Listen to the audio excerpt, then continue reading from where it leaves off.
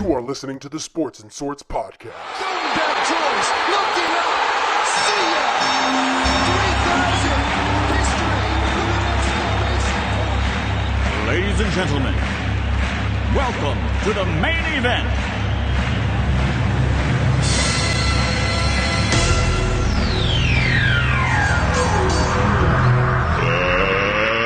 Let's get ready to rumble!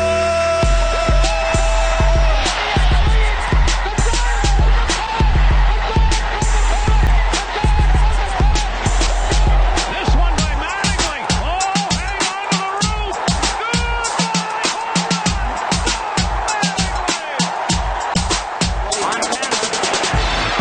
Looking, throwing in the end zone.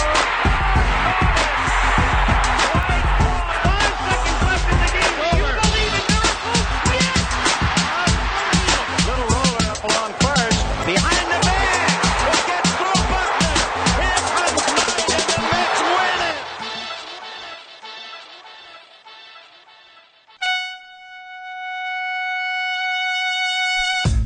Yes!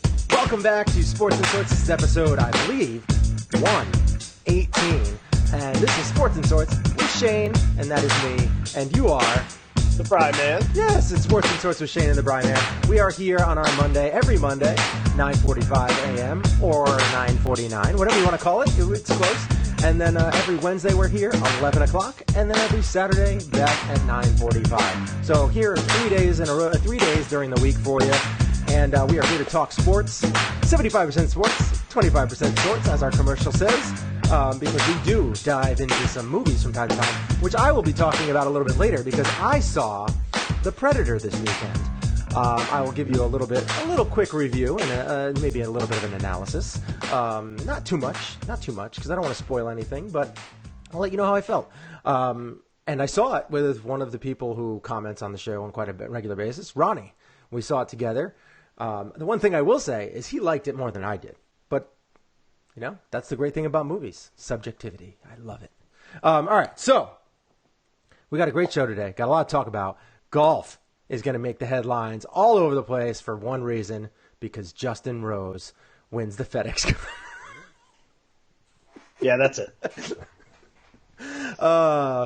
Mr. Consistency wins the FedEx Cup. No, because obviously Tiger Woods wins. And we have a lot of other stuff to talk about. A lot of stuff transpired from the NFL yesterday. Sunday, during the day, lots of crazy stuff is going on.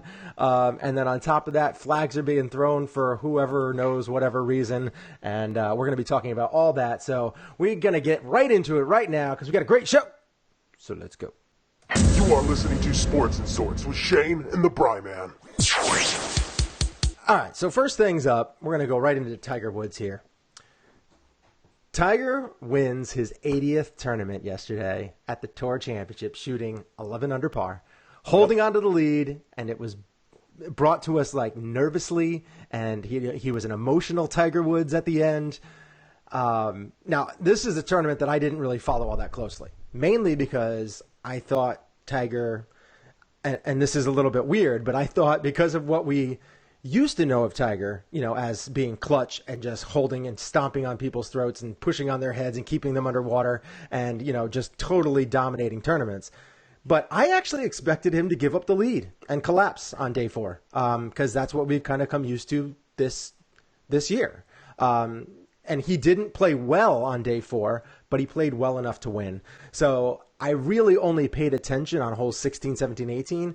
And it was a good time to watch because it was it was absolutely good TV for sure. And it'll be interesting to see what this does for him next year. I mean, does it flip the switch?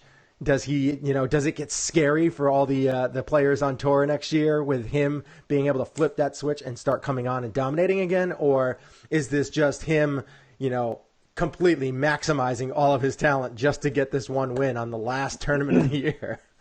It was great to watch. Good for him. It's a great comeback story, even though a lot of this comeback is due to his own fault. But still, overcoming your own demons is sometimes just as good as, overcoming other things that are brought upon you. So yes, I applaud him for his victory, although it wasn't in typical Tiger fashion. it was good to see him, head to the winner's circle, and then on top of that, give a little bit of an emotional speech.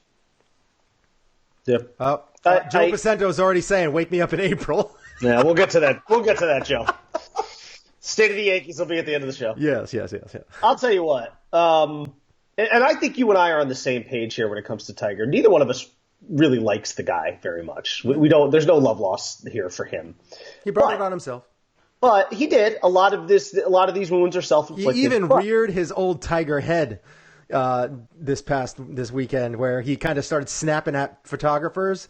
Well, he ended up calming himself down pretty quickly, which is good. That's something he never did before, so that's good. Yeah, you know what though? But my narrative in the last couple of years has not changed. I have found myself very strangely rooting for him because of this whole idea that it's a great sports story for him to find redemption on the golf course. I don't know that he can truly get there until he wins a major, and for me, that's the Masters. But I will tell you, that scene of him walking down the 18th hole with that horde of people behind him was a sight to behold for a non-major tournament. Yeah, I mean, that really was something. And you know what? If they made a movie about Tiger and the whole the redemption thing, that's actually how I would end it. I would have ended it with that scene. Not even him winning. Even if he goes on and he wins the Masters or something next year, yeah. I would end it there, because that scene of those thousands, and it was thousands of people following behind him, just a mass of humanity cheering him, and you could see as he's walking up, he can't see it because it's all going on behind him, but he can feel it.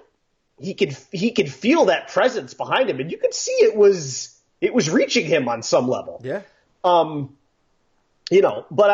I still think ultimately, and again, it was a nice moment, and it was a good win, and it was, I think, his way of sort of putting a nice little wrap on this golf season and giving people something to look forward to to kick off the next season and the major season in April. By the way, he is already the established favorite, I think, at 10-1 odds in Vegas. So he's the early favorite to win the Masters, and maybe he should be.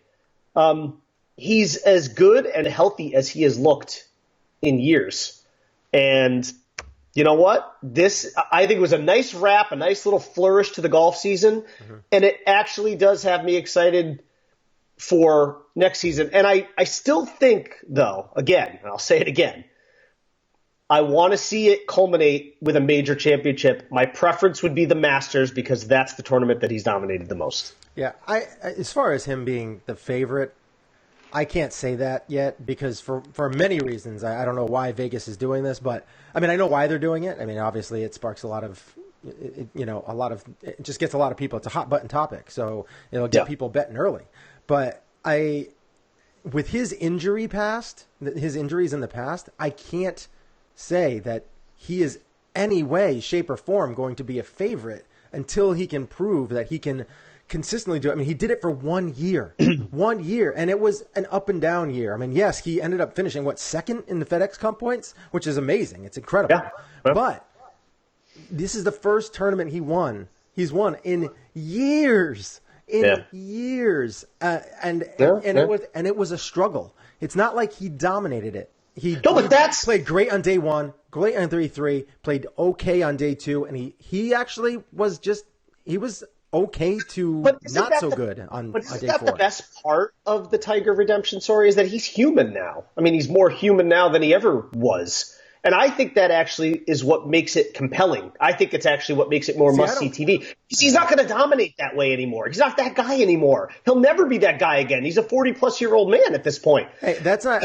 You have plenty of golfers that win a ton on tour in their 40s. But he's never. Yes, I'm not saying that. What I'm saying is he's not going to be the guy that you remember 15, 20 years ago, stomping on people's throats and running away with major tournaments. That's not Tiger anymore. Well, it can't be. I don't agree with that. I think he could. He could do that for one tournament. I think he could do that. I think he could do that for consistently on the majors, in the majors. I don't think so. I can't see that. I think he can get that. If how hard it was for him just to win this one. Healthy. Yeah, if he can stay healthy, that's the big thing. I mean, he is his own swing coach now. He doesn't have a swing coach helping him out. This is all on him. He is completely doing this, and I think that this might be the way he should have done it. But it's great to watch. I think that there is a chance that he could come back to dominant form. It's not like the older golfers like Nicklaus, who, when you were in your 40s, you were starting to break down because they didn't lift weights as much. They didn't lift weights. They didn't try and stay in shape like that. They just went out and played golf all the time. Now they're playing golf all the time, and when they're not playing golf, they're lifting weights and they're getting strong and they're getting fit. Like Vijay Singh, he won like 20-something tournaments in his 40s. So like that's like it's absolutely doable to be that dominant again. I say it's unlikely, but I can't say that it's not going to happen. That's all I'll say about that. All I know is it's fantastic theater watching this because it's a different Tiger. It's definitely a more humble Tiger, and honestly a more likable well up. Tiger. He had to stop and pause, and he did. Yeah, I think he has taken stock of his life in many different ways and realized, what's like Jeter towards the end of his and career. He kept on saying, "I'm trying to soak this in. Like I'm trying to." Embrace all the stuff that everybody's doing for me right now. That's that, when you get to the end, you have to do that. Otherwise you're just going to be looking back at clips and being like, that's great, instead of actually embracing the moment. And again, if I were making a Tiger movie, I would have ended it with this scene. And if I were making a Jeter movie, I wouldn't end it with him winning the 2009 World Series. I would actually end it with him getting the walk-off hit in a meaningless game against the Orioles. Yeah. When he jumped up, and I was there, so I'm obviously partial to that moment too, but that's how I would, Sometimes it's not always the moment you think that is the one that can stand out as much. It's not always the biggest winning moment. Right. That's the biggest moment of redemption. Right. Right. All right, so let's move on. Let's get on to, let's see what we got here. Before we get into the next topic, go ahead and give us a thumbs up if you like this video and share it and do all that, because it really helps us get the word out. So if you can give us a little thumbs up if you're watching, we appreciate it. Now, let's move on to NFL Week 3, Sunday, and then we'll get into Monday Night Football. So Sunday football, what we've learned is anything is possible. Anything is possible! Because the Bills stomped the Vikings, the Lions beat the Patriots, and the Miami Dolphins are 3-0. What planet is this, bro? What planet? It was a weird day. After Sunday, we've updated our picks, and for the year, we have done much. We did much better this week than we had done in previous weeks. We each got 2 right. 1 wrong, and of course we will get to our Monday Night Football pick in just a little bit. But first, let's talk quickly. I want to go over this because I have to. I'm one as a Bills fan. I know Clint, sometimes watches the show as well. He's also a Bills fan. Have to talk about this. Let's talk quickly about the Bills versus the Vikings and 2 things. 2 things here. The Vikings really, really played down to their opponent. They looked at this game on the schedule and were like, we're just going to roll through this team, and there's no reason to prepare. Yeah. But I think the most important thing is here, and this is as me as a Bills fan, we got to see our future. Josh Allen is a legit quarterback in this league, and I really hope he doesn't get too crazy hot because they need to fix their offense. The only way they can do that is through the draft because nobody wants to go to Buffalo.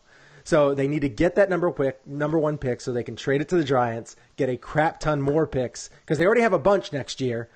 They got to get a ton more picks so they can retool their O-line, get their wide receiving core up to snuff, maybe even pick up a running back or a tight end or something like that.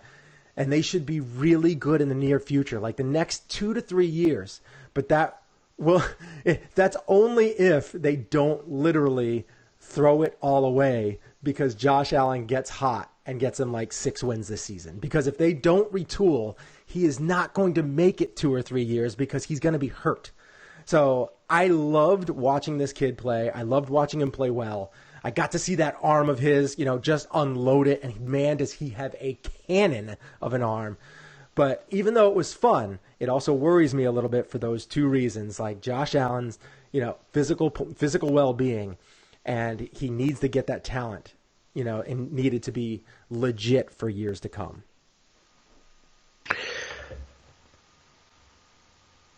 I can't hear you. You can't hear me? Oh, there you go. Oh, okay. Yeah, Sorry, you you cut out there for a second. All right, we're good. Yeah. We're good. All right. You good? Yes, we're good. All right. Toast. Toast. Toast. Yeah, I'll tell you what. That was obviously the shocker of the day yesterday, because you figured the Vikings at home against Buffalo, you figured they were going to maybe maul them by 30, right? Until they just decided to start playing like second stringers. Yeah. And maybe, again, see, this is why in the NFL it's really hard to make an assessment until I told you at the beginning of the season, after week 1, I don't want to make any assessments about anybody really definitively until after week 4, until a quarter of the season is done, and I feel like we can get a little bit more of a feel. Because what's going to happen now if the Bills win their next game and they're 2-2? I mean, what are you going to say then? Will you be as down on this team as you were before? Will you start thinking, wait a minute, maybe this team can turn things around quickly? It's early in the season. It's not too late. No, they're not. They don't have the talent. They literally do not have the talent.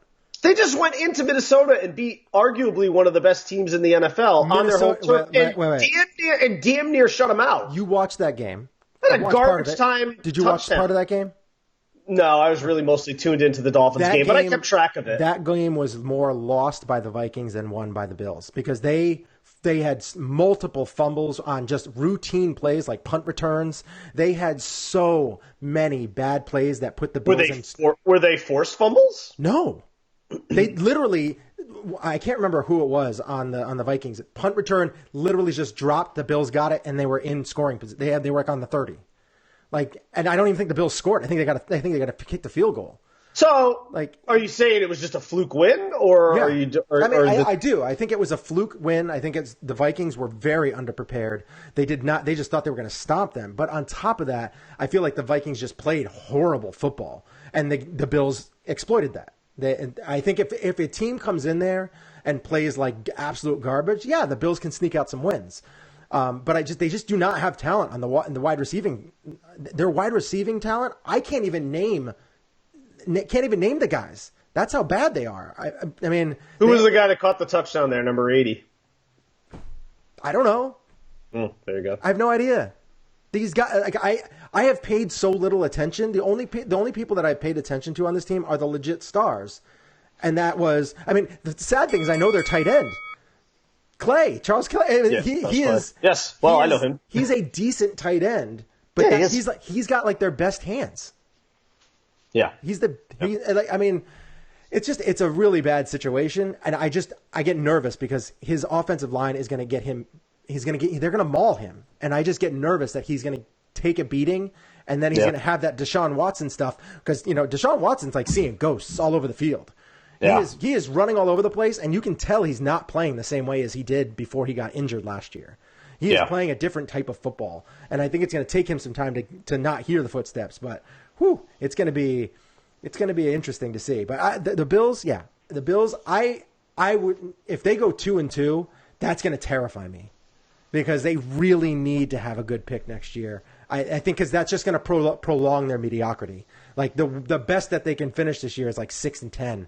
And if they go 6-10, now they're not getting a top pick. So I mean, you still had to like what you saw out of the future quarterback. I did. I said that. I loved when I saw Josh Allen.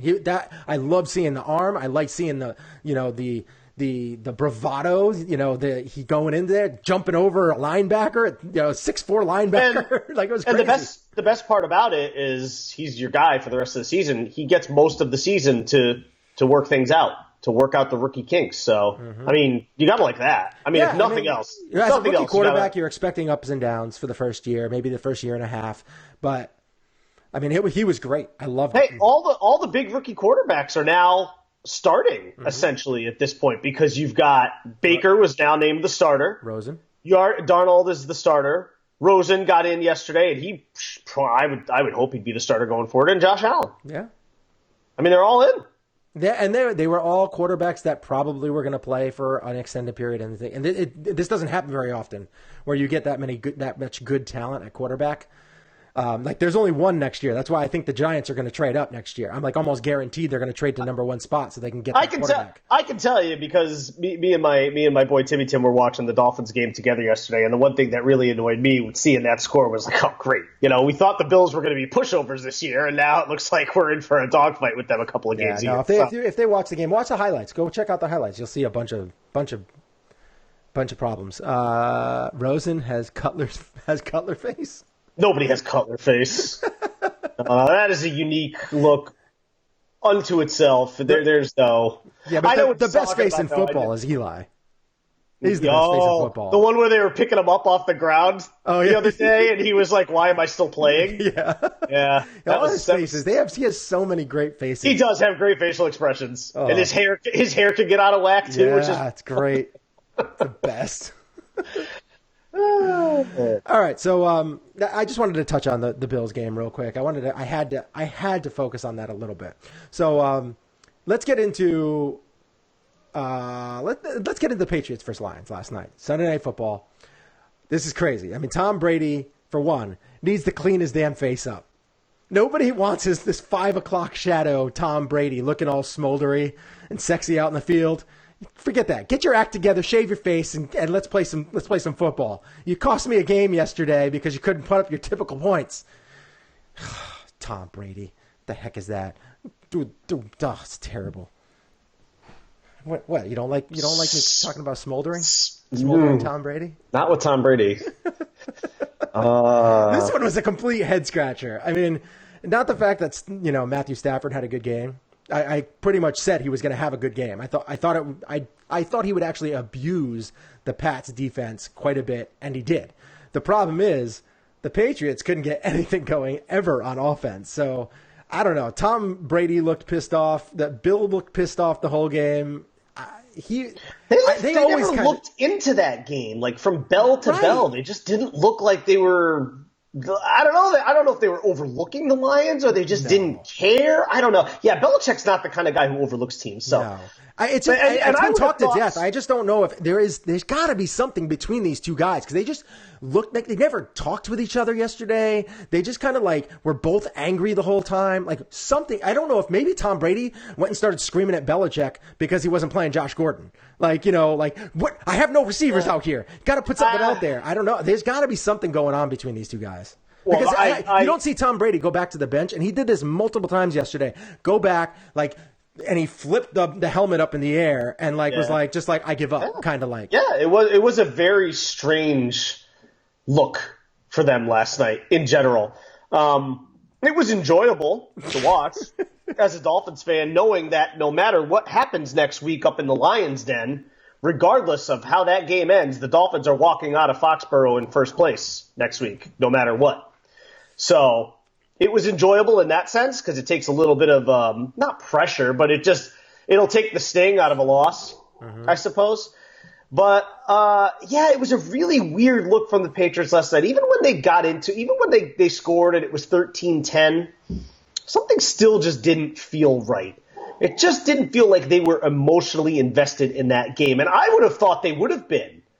Because I would have thought they would have loved to have gone into Detroit and beaten their old defensive coordinator. Here's an observation, though, and I think Chris Collinsworth brought it up a couple times last night that I will make about the Patriots. And if you're a Patriots fan, this should concern you. Although this team is very big on defense, they have big linebackers, big linemen, which is great if you're trying to stuff the run. They are slow. That's a slow, lumbering defense. And I'll tell you what. It gives me hope next week as a Dolphins fan because the one thing the thing that has become the identity of this Dolphins team is speed. Speed kills. And I'll tell you what, if the Patriots are going to play like they played yesterday against Miami, Miami's going to go in there and run them out of the building. But let's not get ahead of ourselves because I'll have thoughts on that game, I'm sure, on Saturday's show. Yeah.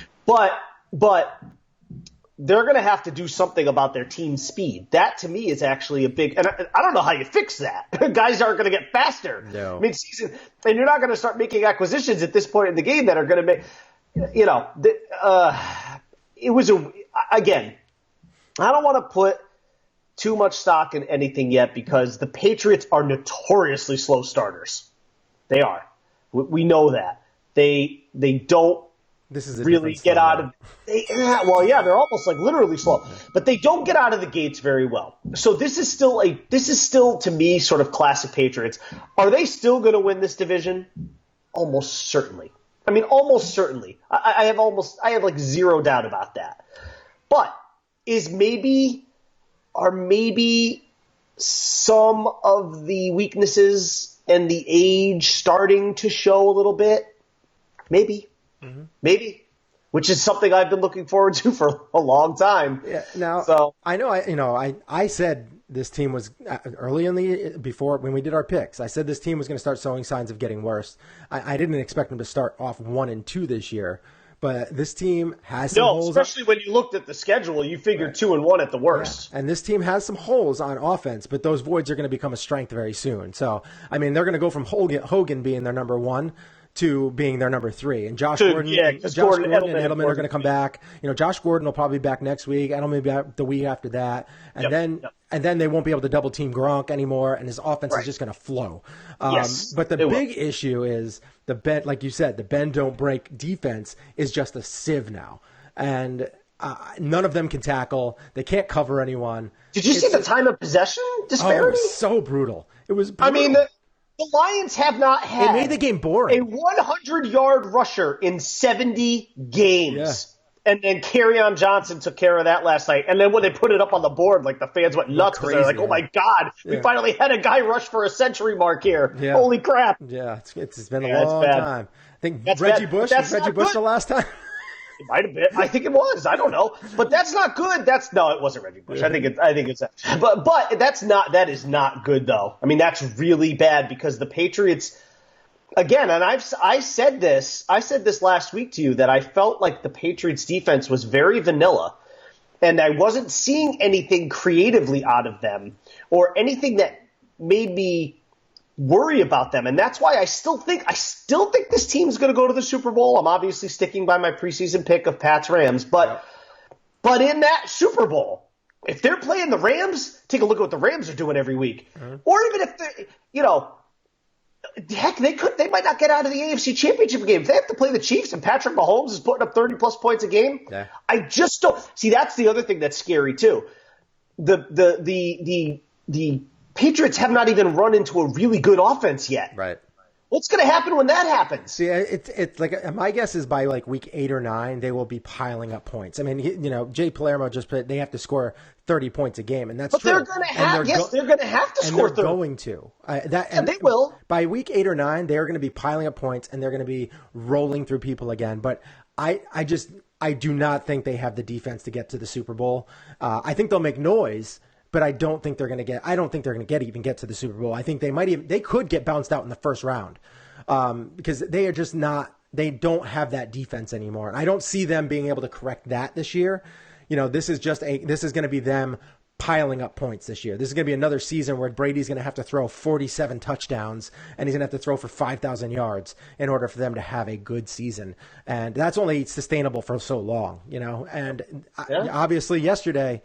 He couldn't hit anybody. I mean, it wasn't just on his offense, like his weapons. It was on him. I mean, he made a lot of bad throws yesterday. So, all right. How much do you enjoy watching it though? Because I love it. I know it's not going to last. I was getting bored because it was just the Lions were just rushing the ball for 5 or 6 yards, Stafford would throw the ball for 8 yards, and it was just boring. That.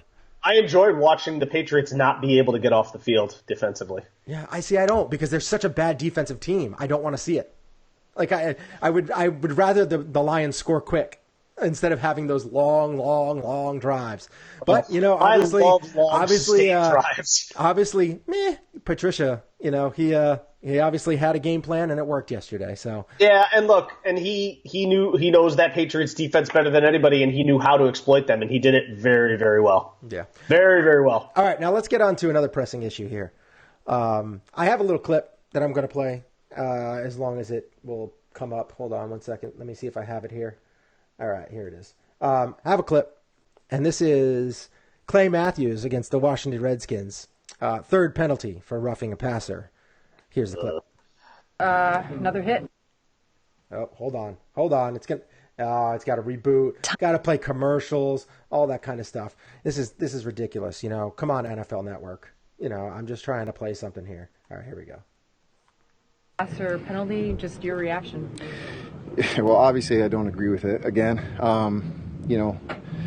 whereas last week I thought I did it, hit the quarterback correctly. Head was to the side again, wrapped him up. And you see, as soon as I hit the ground, you see me try and pull my hands out. Obviously, when you're tackling a guy from the front, you're going to land on him. I understand the spirit of the rule. I said that, weeks prior. But when you have a hit like that, that's a football play. I even went up to Alex Smith after the game, asked him, what do you think? What can I do differently? Because that's a football play. And of course, like I said last week, the NFL's gonna come back. So I put my body on him.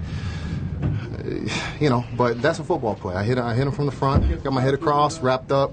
I've never heard of anybody tackling somebody without any hands. When he gives himself up, as soon as you hit him, your body weight's going to go on him. But I think we're looking for the hits, that took Aaron out last year. That little extra. If I wanted to hurt him, I could have put some extra on him. But that's football. So.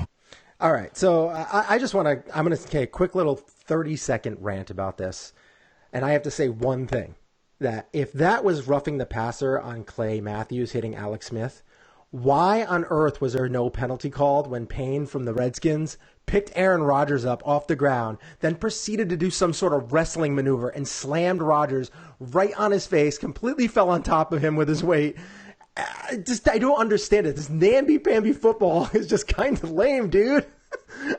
I mean, how do you bring a guy to the ground? Are you just supposed to hit him with without using your hands, like he said, and hope that the guy falls down? I don't get it. I can't figure out this rule anymore, and I don't. And the inconsistency about the rule is also aggravating. We said it during the preseason as we were watching games, and we are 3 weeks into the regular season now, and we're saying the same things, that the NFL, when it comes to its officiating, is an absolute joke. It's a disaster. And you could hear the frustration in Clay Matthews as he's trying to describe the physics of a legitimate tackle. Mm-hmm. You could hear it, how frustrated he is. And it's understandable, because I saw some examples too during the Dolphins game where, and it's, it's like you're holding your breath every play now. And Timmy Tim, if he's listening, could attest to this too, because we're watching that Dolphins game yesterday. And every time anybody got within breathing distance of the quarterback, any time that the Dolphins were even close to hitting Carr, we were like, oh my God, are they going to throw a flag? I mean, how could they not? How could they not? I mean, if you look at Derek Carr cross-eyed, you're going to get a flag thrown on you at this point. It's a joke. And why? It seems to me, I don't know. There's some evidence now. It's 3 weeks in a row. Are they targeting Clay Matthews? They're certainly watching him very carefully, but are they actually targeting him? It almost feels like a personal vendetta against Clay Matthews. Did Clay Matthews wrong somebody in the NFL officiating office or something like that? Because I can't figure it out. It's making the NFL unwatchable, and it's making the NFL unenjoyable, because now all you're doing is sitting there waiting for a flag to get thrown every other play. I don't know. It's frustrating. And at some point it's going to – I mean, Timmy and I were watching that game yesterday. There were two incidents on the same drive where the Dolphins were penalized. It wasn't quarterback roughing or anything like that. But they were two just absolutely ridiculous flags. One of them got a guy ejected, and we were like, is it really? I mean, is this the NFL now? But it is. And I don't know. The problem is now we have to wait another offseason to see if they're going to fix any of this stuff. Mm-hmm. But it seems unlikely. But honestly, I feel really bad for Clay Matthews because I don't know what he could be doing differently. Yeah, it's really tough. I'm not really sure either. Is there anybody out there that actually thinks, anybody that's listening to the show or watching the show, comment if you think that this was an actual Like, this is why it should have been penalized. I know that a friend of mine, Serge, he actually posted on there. He was like, he was incredibly upset by and he's a referee. He referees football, I think, in high school. And he was like, I can't believe it. Like, just let the guys play. This is ridiculous. Like, this is getting out of hand. And, we have a couple, Jay Palermo fans are going to be turned off if this affects the games and the gameplay. I couldn't agree more. This is just kind of, it's really, really rough. That's incredibly rough to see. And then, of course, Timmy has to say, namby-pamby. What is this, old-timey episode? Bunch of whippersnappers? Yes. Shane. Yeah. So I responded with Sports and Source, Back to the Future. Yes. Yeah, sometimes I bring the old vocab back into it, Gotta get I'm getting up there in age. Sometimes I bring out namby-pamby. Just got to do it sometimes. It rolls off the tongue, namby-pamby. It sure does. Hooligans, shenanigans, all that kind of stuff. Matthews is a D-bag and should have a flag thrown simply stepping on the field. I have to ask, why is there so much hate towards Clay Matthews? I mean, Brandon Blaine, our friend in Cinnabro, hates Clay Matthews, and that's his own guy. I don't know. I'm sorry, but maybe I am like partial to Clay Matthews because of his scene in Pitch Perfect 2, which was just great. But it was good. I don't understand. I mean, he seems like a likable guy to me. He's like a real life looking Thor. He really is. He's a big dude. He seems like he's funny. I like him in those State Farm commercials or whatever he does. Yeah, I don't understand. Yeah, I don't get it. Why is he disliked? He does seem to be disliked. I don't get it, man. I don't understand. Did he have like a Me Too moment that we don't know about or something? I mean, I don't know. Like, what's wrong? Nothing at all. We don't get it. All right. So that's pretty much it for that. If you have anything you want to comment about this, besides how your personal feelings are towards Clay Matthews, if you feel like that was a real hit or not. Jay Palermo writes, to be honest, I was turned off after watching the flag on Green Bay and started watching golf. See, and again, that's what I said in the preseason. This is going to be the kind of stuff that gets you to turn the channel. It won't be guys kneeling for the national anthem. It's going to be this stuff that gets you to change the channel. Yeah. Then you have this. Mark Puss again. He was in Pitch Perfect. That makes him even worse. He was in Pitch Perfect too. It was actually yes, it was great. It was awesome. But I love the Pitch Perfect movies. So. All right. So okay. So let's speaking of things that usually get Bryman fired up. Usually a mention of this team gets him all riled up. What's that? But can you actually possibly start to embrace your Dolphins team and Ryan Tannehill's record under Adam Gase? Can you do it? You've picked them to lose every game so far this year. I have. And they have already beaten your predicted win total for the year since you said they were going to have 2 wins. Yes. Can you finally hop on board and embrace this team? If they can go into the Lions' Den in week 4 and not get – hold on, I'm not even saying they need to win. Just don't get embarrassed. Don't get run out of the building in Foxborough. If you put up a fight, if you win the game, unbelievable. I'll start talking about this team in a very different manner if they go into that arena in the Devil's Lair and beat Satan's bruisers on their own field. Then I will think and speak differently of this team, but I need to see that happen first. Okay. But if they go in and they lose, but they lose valiantly, they put up a good fight, I can live with that too. If they get blown out or run off the field, I'll say no. It's just the same old Dolphins. It's just they are who we thought they were. But the one thing I will say is that the chemistry of this team is different. These guys actually seem to like each other. You get rid of guys like Ndamukong Suh and Mike Pouncey, and look, for whatever reason, even though Dolphins fans didn't love moving Jay Ajayi, that seems to have helped them. There's a lot of talent moved. There was a lot of locker room cancers there. They don't seem like they're looking to add Devontae Parker into the mix. And they you know what? And as bad as like Devontae Parker has been, mostly because he's just been hurt all the time, the team likes him though. They embrace him. I mean, you can see, these end zone celebrations that they're doing where they're taking the pictures together and, like Ryan Tannehill's off to the side, which is always funny. But this team does seem to like each other. And there is something to be said for chemistry in sports. We hear it a lot. Some people kind of roll their eyes at it. But you know what? The Dolphins are 3-0, tied for the best record in the league with only less than a handful of other teams right now. With Patrick Mahomes the clown. But are they don't mess around? Here's the thing. Are they one of the best teams in the league? No, of course not. We know they're not. But, I mean, it's just the personnel, to me, still isn't there. But you have to like what you're seeing so far. It's very hard to argue with 3-0, so I'm trying to, do whatever I can here. But Tannehill's so white. He is. That's like when he's in those pictures, he's off there like, pew, pew. It's just hilarious. But listen, I'm going to give them – it's hard not to get excited after a 3-0 start. I was obviously going nuts yesterday, especially when they pulled out that trick play to get the 52-yard touchdown to Jakeem Grant, which was great. Mm-hmm. But look, they have a lot of team speed, and that is something that has to scare opponents because they've got guys that run like 4.40s that are like the fourth or fifth fastest guy on the team. Because, that's just how fast they are, team speed-wise. And I like what they're doing a little bit on offense. They're being a little more creative.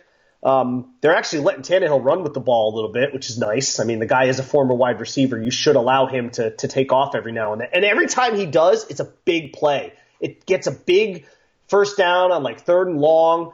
Mm-hmm. One of them actually salted the game away against the Jets.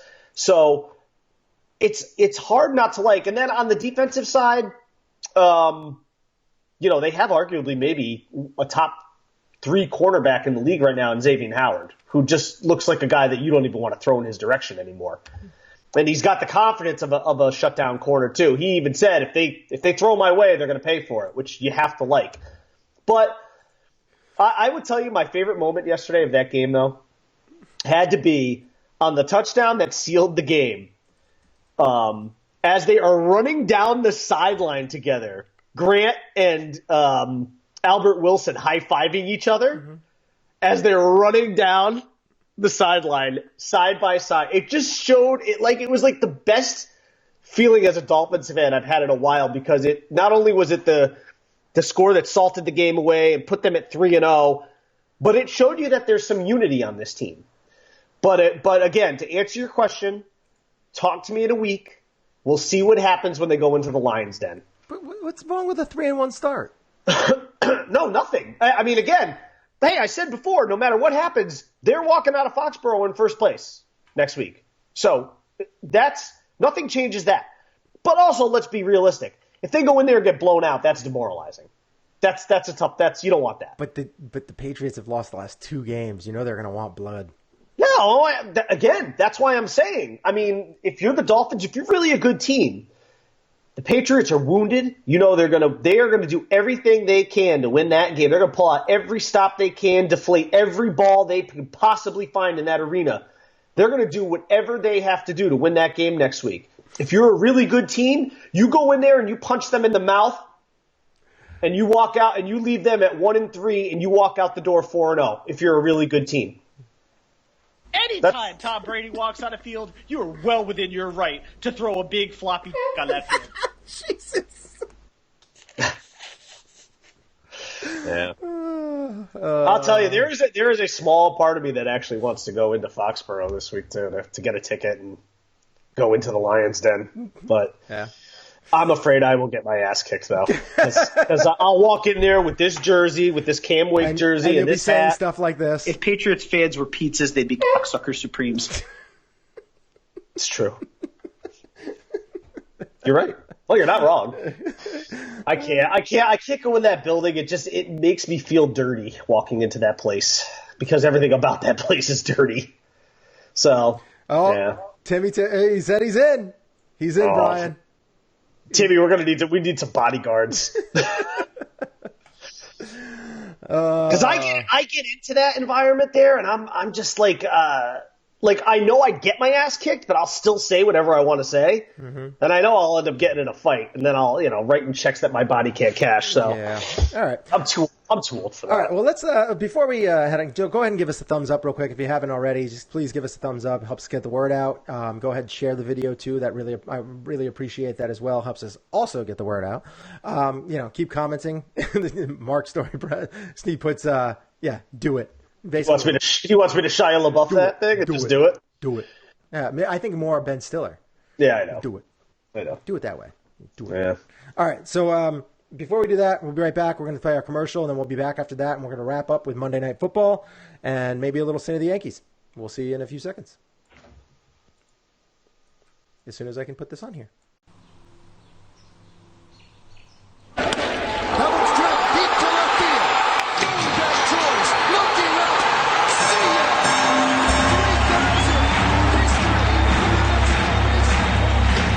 Ladies and gentlemen, welcome to the main event.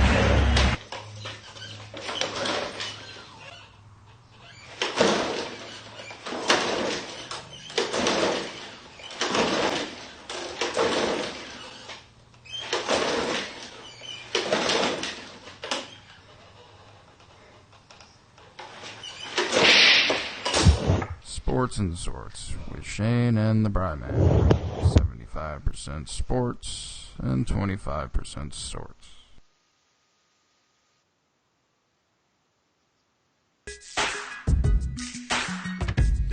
All right, so we're back. If you guys know anybody that wants to put in some free advertising out there right now, please go ahead, send them our way, ShaneAndTheBriMan@gmail.com, and we will put our ad on there. I know there's a couple of DJs out there that might have a promo that they might want to have thrown out there for some wedding stuff, maybe. Oh, maybe. But if you have anything like that, let us know, and we will put that on. Try and make it 30 seconds, minute tops, and we'll get that stuff out there. All right, so anyway, real quick, Mark posts, curious what you guys think of Khalil Mack. Was it the right move for the Raiders considering what the Beast has done so far at this point? I think it was. I mean, I think that the Raiders have a lot more to worry about than just spending a bunch of money on two players right now. But it really depends. We won't really know until the draft happens, and how after they get all their picks. If they totally blow it on their picks, then it's a terrible I'll tell you move. what. I mean, right now the Raiders are 0-3. They're looking at having. I mean, they're going to have their own crappy, probably high draft pick. Because that team, by the way, that team is dysfunctional in the fourth quarter. They have not scored a point in the fourth quarter this year. Bad. So they get run down. And they looked good out of the gate yesterday. They were up 17-7 on the Dolphins at one point. So, but they're bad. That's a bad fourth quarter team, and that's a bad recipe in the NFL. You can't score in the fourth quarter, you're dead. Yeah. Look at 0-3. They're in a very they're in a large pool for number one pick right now. But so I actually said, and I'll stick by this because I don't want to overreact to it. I still think that. I think it was a good move for both teams. I mean, I think it was something that really helps the Bears defense, which was already, I think, pretty talented to begin with, and this really just kind of galvanized that squad. But I also understand why the Raiders did it. You talked about it from a financial perspective, but I also get, look, you just got yourself – you're going to have 2 first-round picks in 2019. You're going to have 2 first-round picks in 2020. You should be able to set – with a young core of guys like, Carr and Cooper, you should be able to set yourself up for the future. So I don't think it was a bad move. What I do think was absolutely ridiculous and totally stupid is John Gruden going out the next week and say, hey, you know what, man, it's really hard to find a pass rusher, man. Well, you had one. He did that with a smile on his face too, though. I know he did, but it was he was trolling everybody. I understand that, but you have to understand the context of what he said, though. If you just read that in a quote and you didn't actually see it, you'd be like, oh, you just gave up one of the best ones in the league for draft picks, dude. Yeah, it was bad. That was pretty funny, though. It's not a good look. I thought it was hilarious. I thought when he did that, I was like, oh my God, he's trolling everyone right now. Yes, he is, but at the same time, is he trolling himself too? Because you just traded one of the best. I don't think he could afford. I legit don't think they could afford him. That's what he wanted. I didn't think they could afford to pay him. So I think that's what he's basically saying. It's like, it's tough to find a pass rusher. I think it was kind of both things. It's tough to find one, even when you have one, you can't afford it. It's yeah. I mean, they are. He's right though. They are hard to find. Yeah. All right. So let's get into the Monday Night Football.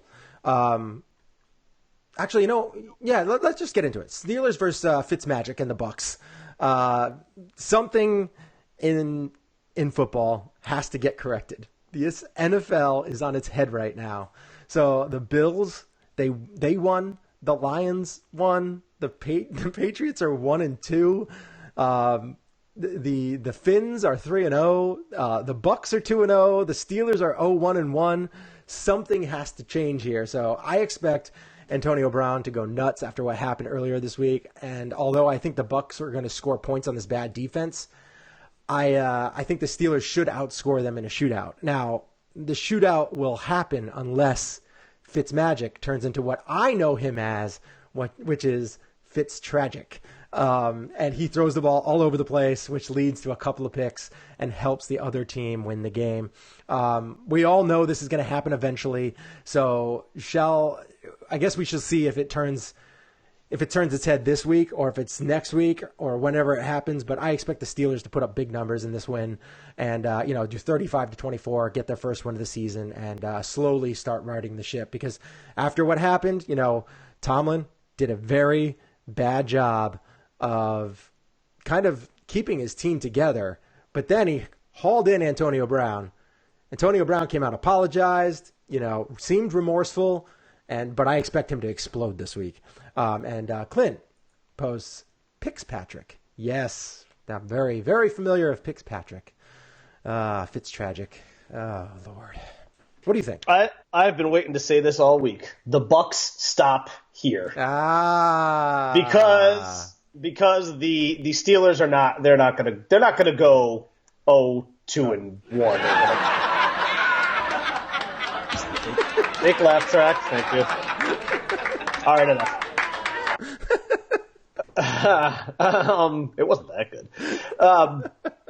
Look, this can't go on forever. The Steelers, with or without Le'Veon Bell, are better than this, and they're going to prove it tonight. They'll go into Tampa and look again. Don't overreact in the NFL. You just can't overreact this early in the season to anything. And I know that the Steelers have not looked good. They very easily could be 0-2. What are they? They're 0-1-1 right now, yes. Right? Yeah. They could be 0-2. They probably should be. But I just can't see them going 0-2-1. There's too much talent. There's just too much talent on this team. And the one thing we do know about the Steelers is that regardless of, how bad they've looked kind of in the first couple of games, they're still putting points on the board. Mm-hmm. So that I don't think is going to change. They should be able to move the ball in the Bucs defense. The Bucs defense, let's keep in mind. Yes, they're 2-0 right now, that team, mm-hmm. But that defense is going to give up points. That's not even a bend don't break defense.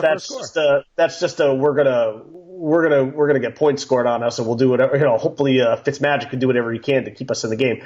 33-30 Steelers. I think it'll be close, but I think it'll be close in score. I think there's going to be a late garbage time touchdown by the Bucs that make it closer than it seems. But yeah, I got 33-30 Steelers. They should go in there and take care of business. So I have 35-24. I think that's what I said, and okay. You have 33-30. So you have it much. So we've got the offensive output being similar for them though. Yeah. So all right, now let's do this real quick. Let's get into the state of the Yankees real quick. Of the Yankees. Should I just cut it off right there and be like? Can you pull the clip in The Wedding Singer?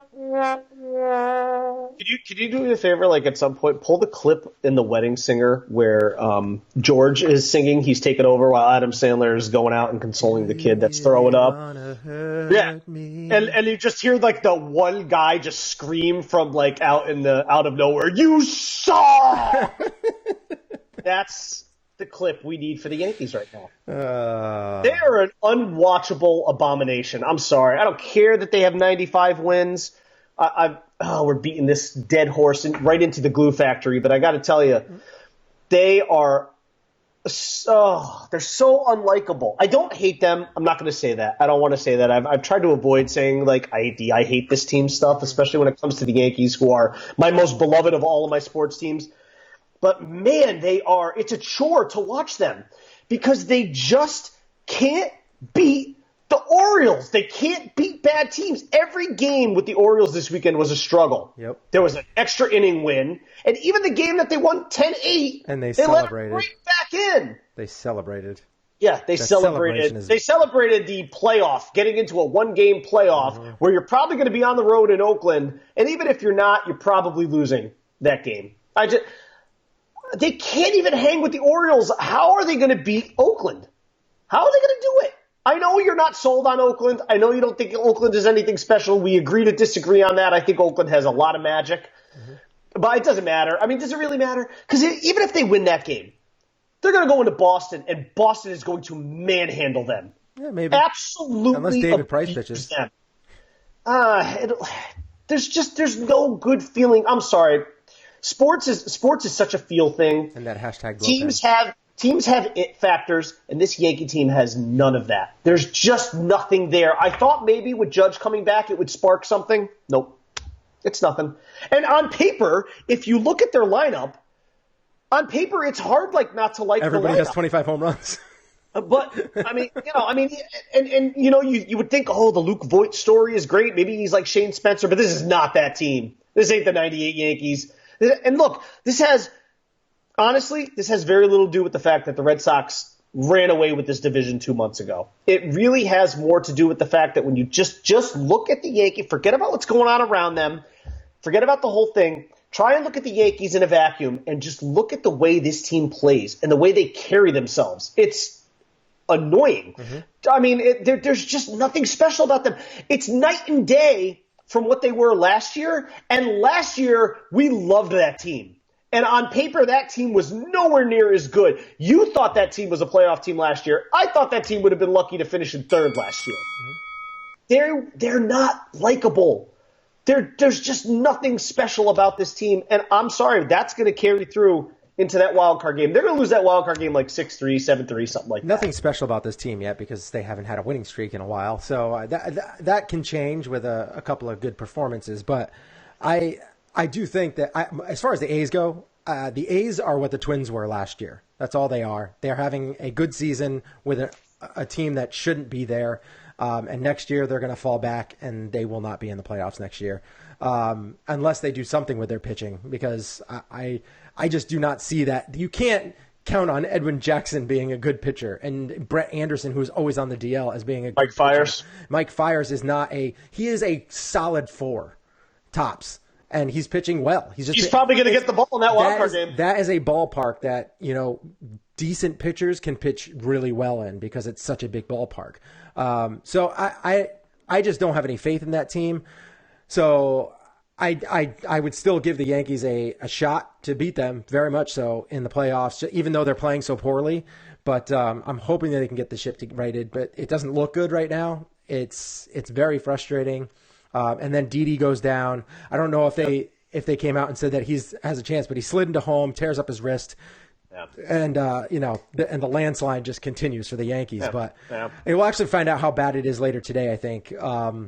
But so far, not so good. And in my opinion, even though it's not as bad as everybody, like how bad everybody thinks this is. Didi's a good player, but he's not great. There's room for improvement there. He's a good defensive shortstop. He's not a great defensive shortstop. He's a good hitter, not a great hitter. And he's actually at the point where if he moves on and he goes to another team, he will turn into the below average player that he is because Yankee Stadium has made his career. Kind of like, how Curtis Granderson turned into a home run hitter. He was a power guy, he was a 40 home run, 100 RBI guy when he was the Yankees, but everywhere else, he hits like 28 home runs tops. I feel a little bitter about Didi than you do because I think he had the hardest job in the world, having to fill the shoes that he had to fill. I'm not slighting him. When you consider the production, he's good, and what he's done. Before he came to the Yankees, he wasn't good. It's admirable. But before he came to the Yankees, he wasn't good. I understand that. When he got to the Yankee Stadium made him the player that he is, which is great. I'm very happy for him. He's a good player. He's just not great. And he did something that a lot of people could not do, which is fill in for Jeter. And it's amazing. Love the guy, but I just think there's room for improvement at that particular position. All right. So that's pretty much it for our show today. Unless you want to say anything else about the Yankees, we have 30 seconds. No, I think I've covered it. All right, good.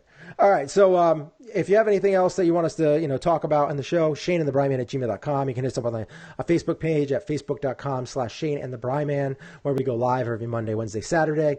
Also, you can hit us up on Twitter at ShaneAndBriMan. You can hit me up on Twitter at EinhornIsFinkel. Oh, there is one thing I do want to mention.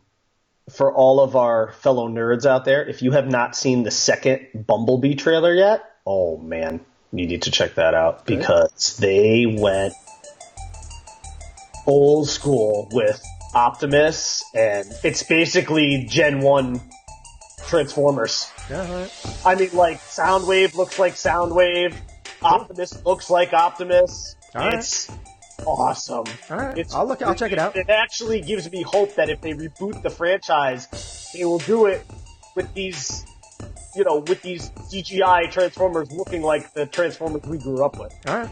I'll check it out right after this. Clint says he wants us to talk more Bills. I talked a decent amount of Bills at the beginning of the show. Yeah, there's a lot of Bills talk. I talked a little Bills, and and Ronnie says sorry, got here late. Let's go Lions. I didn't. So I actually refused to text Ronnie last night about the Lions play because I did not want to jinx the Lions for him. So you're welcome. You're welcome, Ronnie. Yeah. All right. Thank you very much. Hope you had a good time listening to the show. We will be back on Wednesday at 11 o'clock. We'll see you then. And we'd love to hear from you. So go ahead and comment and share the show and do all that kind of stuff. Let's get some more listeners, get some more talking in this stuff. And thank you for the question during the show, Mark. We really appreciate that. Thank you for all the interaction. Yes, really appreciate it.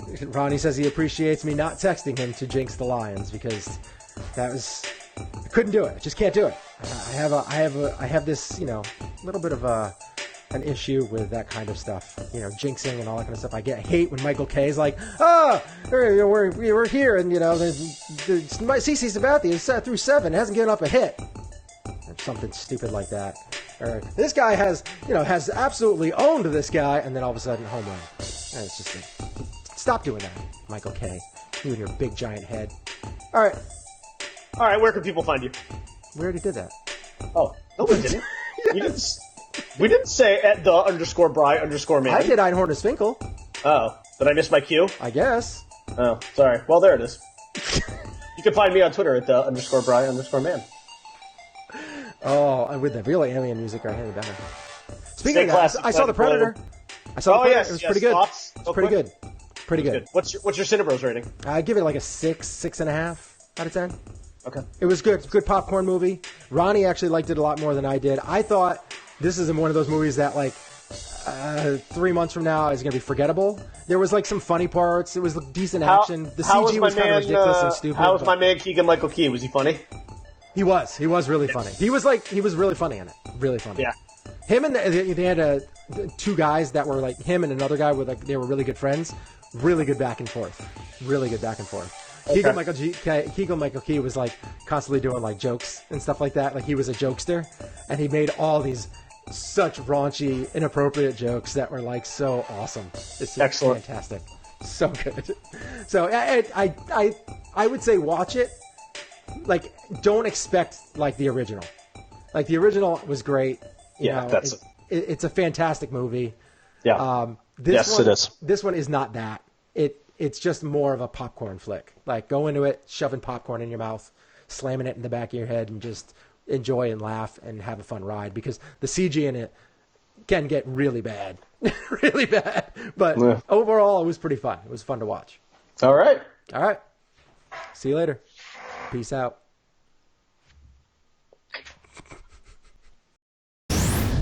You can find Sports and Sorts with Shane and the Bryman on iTunes or www.sportsandsorts.libsyn.com.